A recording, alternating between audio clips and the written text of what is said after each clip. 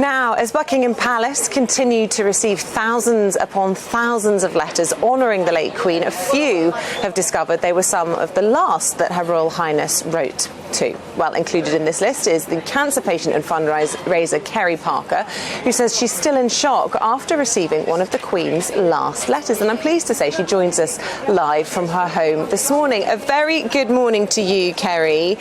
Tell us a little bit about why you decided, first of all, to write to Her Majesty the Queen.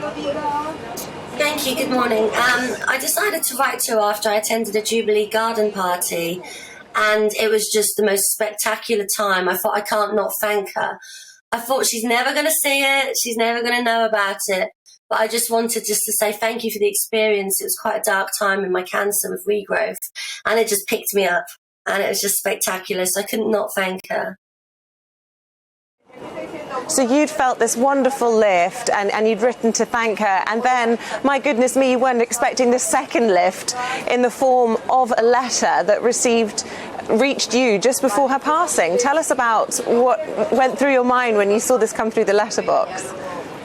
Well, I got my bills, and I got all the other stuff, and I got like the junk mail, and then I saw this and it had a royal seal on it, and I was like, Mum, this says Buckingham Palace. I rang her, I was like, what do I do? And she goes, open it. And I just opened it, and it was just absolute shock. I was like, what just happened? It's absolutely incredible, because I thought she's never going to see my letter. And just to get a response, and I'd actually said to my mum that day, because I got the letter the day after she sadly passed, I said to my mum, I'm actually gutted that she's never going to know what a change she made in me. I said, I'm only one little small person in the UK of millions of people. I said, but I just wish she'd have known what she did for me that day.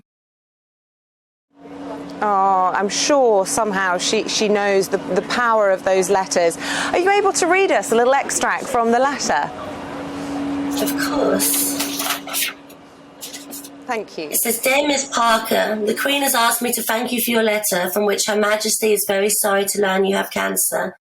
It was kind of you to let the Queen know of your efforts in raising money and awareness for brain tumour research, and share a warm tribute to two military friends that I wrote to them about. And she just said, it was thoughtful for you to write as you did. I'm enclosing a special message of thanks from the Queen, and I send my good wishes to you and your family for the future. And then I got one of the Jubilee cards that lots of people have got as well, which is going to go in a frame with my letter.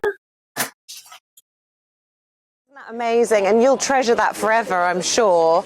How are you feeling today then, as the world's preparing for what will be the most historic funeral the world has ever seen? Are you feeling sad? Very sad, extremely. It's the end of an era, isn't it? And just to have just a tiny bit of that treasure is just incredible. So it's going to be an upsetting day for me especially.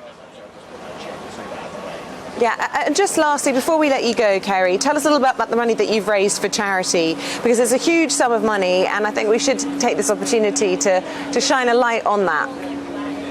Thank you. So I've raised £16,000 for brain tumour research, which included the London Marathon when I was a little bit better than I am now.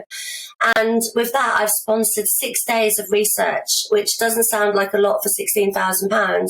But when you think there's people around the UK doing that, and just an amazing amount of money, I'm so proud to be supporting brain tumour research. And I'm not done yet. Oh, fantastic. Well, look, I'm sure people will be able to find you online if they'd like to donate further. But for now, Kerri Parker, thank you so much for telling us about one of the last letters that Her Majesty the Queen ever sent.